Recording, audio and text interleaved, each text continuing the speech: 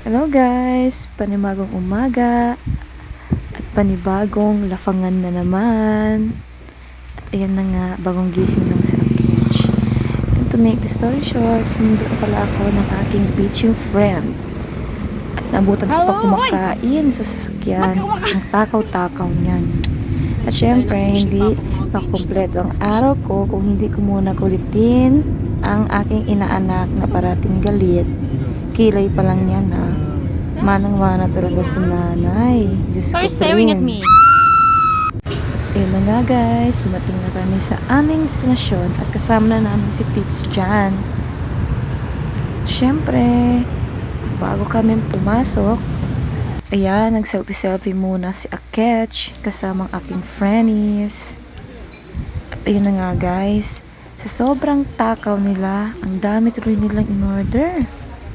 Ako, lalo na yan, super takaw niyan. Kaya niya yung ubusin lahat. Siyempre ako, alam niyo naman, veggies lang, gulay is life. Kaya gulay lang talaga ako dyan, mga friends.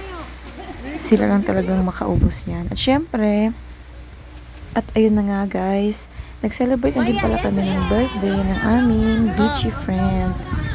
And yun na nga, ang wish lang namin sa kanya ay sana magbago na siya at hindi niya na parating aawayan ang kanyang husband. At yun na nga, nag-selfie-selfie na lang kami dyan.